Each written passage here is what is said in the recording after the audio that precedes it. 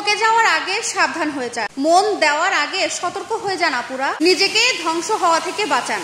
আজকের এই কথাগুলো হয়তোবা হতে পারে অনেক মেয়েদের বেঁচে থাকার কারণ। একটা মেয়ে আর একটা ছেলে খুব পাশাপাশি একটা বাসায় ভাড়া থাকতো, তো তাদের মধ্যে মাঝে মাঝে দেখা সাক্ষাৎ হতো, আর ছেলেটা সবসময় মেয়েটার সাথে গল্প করতো একটা মেয়ে খুঁজছি মনের মতো যাকে বিয়ে করে জীবনসঙ্গী বানিয়ে সংসার জীবন যাপন করা যায়। এভাবেই তাদের দুজনের মধ্যে দিন রাত সবসময় কথা চলতে থাকে। এটা যদি কোনো সময় অনলাইনে না আসে তাহলে ছেলেটা একেবারে পাগলের মতো করতে থাকে।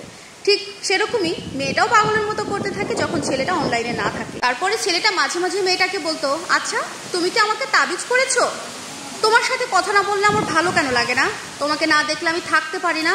কি করেছো তুমি আমাকে বলো তো? তুমি আমাকে তোমার কসম করে কথা দাও, তুমি আমাকে কখনো ছেড়ে যাবে না। এভাবে অনেক কথা বলতো ছেলেটা মেয়েটা। প্রতিনিয়ত এমন এমন কিছু কথা বলতো বা এমন একটা ভাব আকার ভঙ্গি দেখাতো, এটা দেখে যে কোনো মেয়ে বুঝতে পারতো যে ছেলেটা তাকে পাগলের মতো ভালোবাসে। আর ছেলেটার এরকম ভালোবাসা দেখে মেয়েটাও এক পর্যায়ে ছেলেটাকে গভীর একটা ভালোবাসা বেসে ফেলে, যে এমন একটা পর্যায়ে মেয়েটা ছেলেটাকে ছাড়া আর বাঁচতে পারবে না। একটা পর্যায়ে যখন মেয়েটা আর ছেলেটাকে ছাড়া চলতে পারছে না, ঠিক সেই মুহূর্তে ছেলেটা মেয়েটাকে জানায় তার একটা বউ আছে এবং তার একটা সন্তানও আছে। তবে সেই বউয়ের সাথে তার মামলা চলছে, 5 লক্ষ টাকা ম্যানেজ করে দিতে পারলেই তাদের ডিভোর্সটা কমপ্লিট হয়ে যাবে। ছেলেটা তখন মেয়েটাকে আরো জানায়, তুমি আমাকে 2 লক্ষ টাকা ম্যানেজ করে দাও, বাকি 3 লক্ষ টাকা আমি ম্যানেজ করেছি, 5 লক্ষ টাকা হয়ে গেলে আমি আমার আগের বউকে ডিভোর্স করে দিয়ে তোমাকে বিয়ে করে নেব। তখন মেয়েটি ছেলেটিকে জানায়, আমি এত টাকা কোথায় পাবো বলো, আমার কাছে তো এত টাকা নেই। যখনই মেয়েটা এই কথা বলে তারপর থেকে ওই ছেলেটা মেয়েটাকে আর খোঁজ খবর নেয় না, আর সেরকম ভাবে ফোন দেয় না, আগের মতো কথা বলে না, যোগাযোগ করে না। এক পর্যায়ে ছেলেটা জানিয়ে দেয়, তুই আর আমাকে ফোন দিয়ে ডিস্টার্ব করবি না।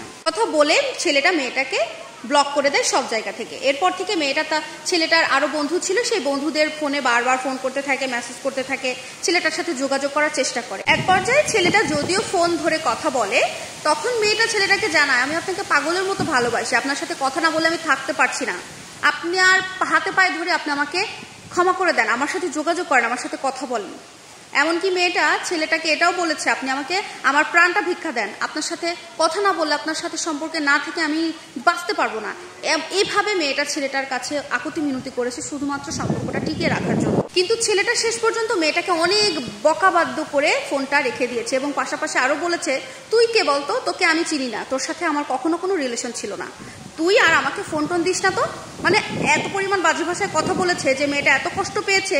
শেষ পর্যন্ত মেয়েটা তার কষ্ট আটকে না রাখতে পেরে, চেপে না রাখতে পেরে নিজে এখন মৃত্যুর শয্যায় লড়ছে। মেয়েটা এখন আর কারোর সাথে কথা বলে না, তার নিজের যে খাওয়া দাওয়া, নিজের একটা চাহিদা, ভালো লাগা কিচ্ছু তার মধ্যে আর প্রকাশ করে না। সে খাওয়া দাওয়া সবকিছু বন্ধ করে দিয়েছে। এখানে কিন্তু শুধুমাত্র ওই ছেলেটার কারণে মেয়েটার এত ভয়ানক একটা অবস্থা। মেয়েটা কিন্তু আগেই ছেলেটার সাথে সম্পর্কে যায় নাই, ছেলেটা বিভিন্নভাবে তাকে ভালোবাসা দেখিয়েছে, বুঝিয়েছে সে ভালোবাসে। একটা পর্যায়ে মেয়েটা তার প্রতি দুর্বল হয়ে গেছে। প্রিয় দর্শক, এটা কিন্তু সত্য একটা বাস্তব ঘটনা। ছেলেটার বাড়ি ছিল দিনাজপুর এবং মেয়েটার বাড়ি ছিল সিলেটে, কিন্তু দুজনই ঢাকায় থাকতো এবং হয়তোবা ছেলেটা কাজের সূত্রে এবং মেয়েটা ছিল পড়াশোনার সূত্রে। এক পর্যায়ে দুজন যখন একই পাশাপাশি থাকতো বাসায়, তখন তাদের এই মধ্যে এরকম সম্পর্কটা তৈরি হয়ে যায়। এই জন্য প্রথমে আপনাদের ভিডিওর ক্যাপশনে বলে, ঠকে যাওয়ার আগে সতর্ক হতে হবে, মন দেওয়ার আগে অবশ্যই সতর্ক থাকতে হবে। তুমি কাকে ভালোবাসো, কার জন্য জীবন প্রাণ সবকিছু উজাড় করতে চাইছো, তোমাকে সেটা যাচাই বাছাই করে তারপরেই সবকিছু করতে হবে। আশা করবো ভিডিওটি ভালো লাগবে। আর আজকে আমাদের ওয়েদারটা প্রচুর সুন্দর, মেঘ হয়েছে, বাতাস হচ্ছে, তাই বাইরে এসে ভিডিও করলাম। আশা করবো ভালো লাগবে। অবশ্যই কমেন্ট করে জানাতে ভুলবেন না। আল্লাহ হাফেজ।